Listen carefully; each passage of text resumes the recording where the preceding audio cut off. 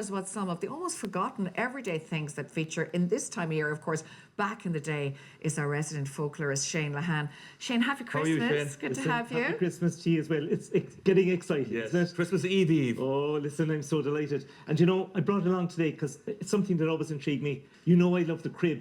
And I always, you know, when we're fixing up the crib long ago, you'd always be arranging first and foremost, you know, the cow and the donkey. And I wanted to tell you a little bit about the donkey at this time of the year, because always the magic of Christmas was around. And one of the things I thought was so interesting is that in our folk tradition, you know, there's an idea that at the stroke of midnight, when the magic occurs, all the animals used to kneel down in the crib long ago, you know. And the donkey, by all accounts, he used to make the sign of the cross with his hoof on the ground, and then he would kneel down, you know. And there was when that happened, which was very handy. People used to think that the water, any bit of water around a barrel or an old bucket, the water would turn into wine, and it would only last for about 5 minutes. When the donkey got up again, then it was all over. You missed your chance, you know.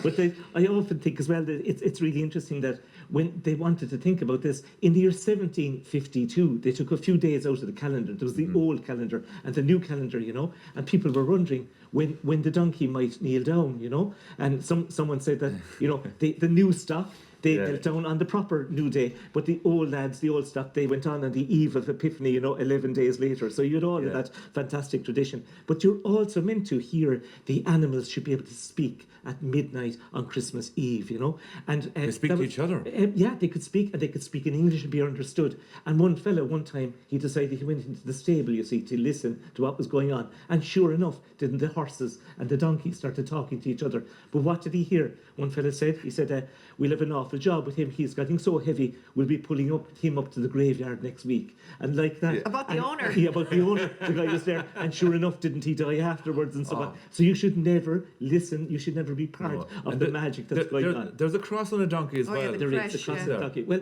you know, the donkey was great. He featured wonderfully because the 28th of December is the slaughter of the innocents, an unlucky day. You should stay in bed on the 28th, everyone. I tell you that now, right? Rest up. But that was the slaughter of the innocents. And of course, the flight into Egypt, the donkey got going with Joseph and Mary and the whole lot, and they went off. And of course, they went as far as Egypt at that time. And what was interesting was that because the donkey had carried the Blessed Virgin and so on, there's a cross always on the donkey's back. And that's where it came from. And That's what they said. And if you had something like whooping cough, you know the way the donkey is hee-hawing all the time, right? The cure for the whooping cough was to let the child and place him up on top of the cross and say a few prayers, and he'd be okay again. You know, that was it. Absolutely. Simpler times, Shane. Different times and different ideas. I wonder what our Scrubs choir think of that one. I know they have the hospital. But you know, it's always interesting. I always love as well. I love the flight into Egypt. It features so much in our stories and so on. We're told that Bridget, for example, Saint Bridget, she was the midwife for Christ. You know, at the birth in Bethlehem. I never heard that before. Yeah, I always say to my students, she got a cheap Ryanair flight to Bethlehem. You know, at the time, right? But in any case, she also was there in the flight into Egypt because the soldiers were there. And who comes along but Bridget? And she does a bit of a hula dance and distracts them all. And the Holy Family go in and they get away. We've never heard of this before. Shane, Oh, yeah. are you just making this up? No, that's a part of our Shane's version of Christmas, we call this one. Seriously, This that's is news to us all. unbelievable. There's another little figure that comes around this time of the year, and I absolutely love them. And that's the small little robin, you know. And I think there's something beautiful about the robin and the little its red breast, you know, that's there. And we'd see the robin this time of the year, especially around the house, you know. When there's frost outside, they'd be there, the cheeky little robin that's always around. But there's again beautiful stories. Again, going back to that flight into Egypt, okay, that particular period. The reason why the robin has the red breast is because the soldiers were following the group going along. Mary, because she had just given birth, there were little drops of blood coming from her, okay? And what did this little bird do? To cover up the tracks, went along and got the little leaves and dust and material to cover up. And ever since, that was one of the reasons why it's got this beautiful red breast. Because I didn't like them at all before. Remember, we were chatting about this before. Because they're very territorial in the garden. They can be kind of bullyish. Well, you know, yeah, they're cheeky, I suppose, like that. And there's other associations. There's one thing I want want to tell you about robins and death, which I think is interesting. Most people associate them, as you do, with that sort of idea. Because if you lost somebody during the year, they might appear around Christmas time, and that might be them coming back. That's one little idea. I have that lovely story from Betty Dillon, of course, up in Mill Street. Betty knew somebody close by, and her the poor man, he'd been dying for a little bit of time, but he was still okay. He was still hanging on, you know. But what happened anyway? Didn't the robin come right into the house and didn't go in under the man's bed? And the person was so sure that man was going to die, didn't she ring the undertaker straight away? Okay, and on top of that, she got on to the cousins in England to come home, because so was the certitude that, you know, Book the ticket. so you had that notion that a bird coming into the house. But around this time of the year, I think it's lovely. There's another story relating to the crib, and when the robin, you know, we have the baby Jesus in the manger and so on. There's what happened is that the old brazier, the fire was going out. Yeah. Okay, and what happened is that the robin went up and got its wings out, flapped away, belliced up the flame again, and that's where it got its red breast. Oh. But we won't leave the crib for a moment. I just want to come back. The donkey, again, as another little activity with the donkey and the cow, or the ox, as we used to call them. They were there.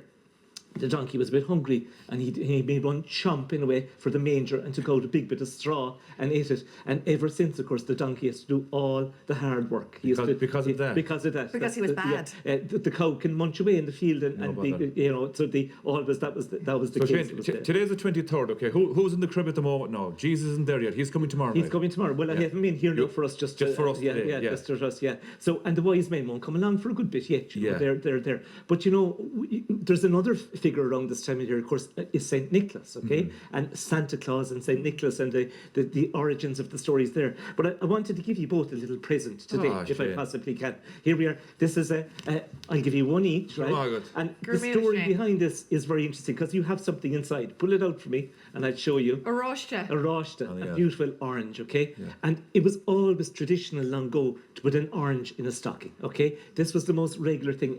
I talked to all the older generation. This is what you always got. Where did they get the oranges years ago, though? Well, this is a really good point, because there were no oranges during the war years. I had a lovely friend, Eileen Murray, Mrs. Murray. She was the cleaner out in the college where I work, out in Tremore Road campus. And Mrs. Murray grew up during the war years, and she never heard of an orange.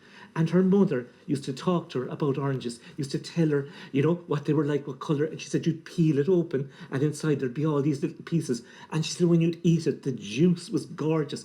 She only knew oranges by description. And I remember she told me, she went down Barrack Street, she was passing one day, she looked in the window and she saw an orange, and she went up, got her mother, came down, and she remembers the taste of the orange for the very first time. So they were a luxury, basically. They were a great luxury, Yeah. but they came because it goes back to St. Nicholas of Myra in Turkey. One of the things he did is that one time there were 3 girls, they had no dowry, they were going to be married off to old lads and everything like that, and their father was in an awful way.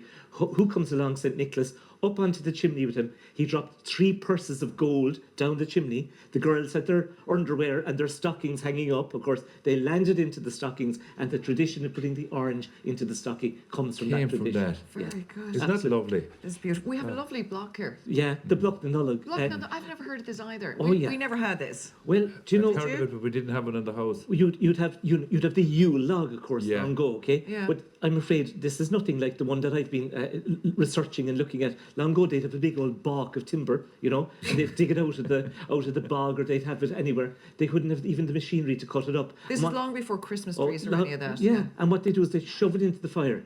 And you know what? They'd have one end of it lighting away, and it would nearly light for the 12 days of Christmas. Yeah. And you know what would happen? There'd be little bits of spitting coming out of it, and steam. Yeah. And when there was a bit of activity, they'd all come over quick, have a look what it's doing now. It was better than any television. Yeah. Go to watch So the it was old block kind of Nullag. the block. There was a bit of for- action. Yeah, There was a bit of action for yeah. Christmas. And you'd look at it. You would, of course. Oh, yeah, and it was pure entertainment, and it stayed burning just like the Christmas candle for the 12 days from Christmas Eve right up to Epiphany. You'd have to light that every evening. I know a lot of people people do that still. She was Absolutely. probably Especially in country soaking places. wet in the middle of it, I suppose. That's why it was spitting, wasn't But it? it was all drying, sorts of things, drying yeah. as it was going in. There'd be little jets of gas and everything coming out of it. It was great entertainment. brilliant. Yeah. Absolutely. Shane, super. you're a Christmas baby, I believe. I am. And do you know what? I've a big birthday this year, so I'm much more conscious of things this year. So I'm thinking ahead now. You know, What's your birthday? What day? Christmas Day. Oh, you're actually no, Christmas Christmas Day, because Day, I was wondering, yeah. was it Christmas Eve or Yeah. Christmas and Day? I'm Shane Nullock. That's what I was. like no, that's- Nullock. Yeah, Nullock. Shane Nullock, and literally Happy Christmas. Happy Christmas. You're a Nullock Happy Play Hay, Christmas. There we are. So And did you find when you were a little kid, because often people say Yeah. this, when your birthday's at Christmas, that you kind of have one set of gifts only, Yeah. and one present, you'd have to do without the birthday Yeah. one, or do something. You get everything. I never remember any other experience except my birthday at Christmas, and I've always enjoyed it.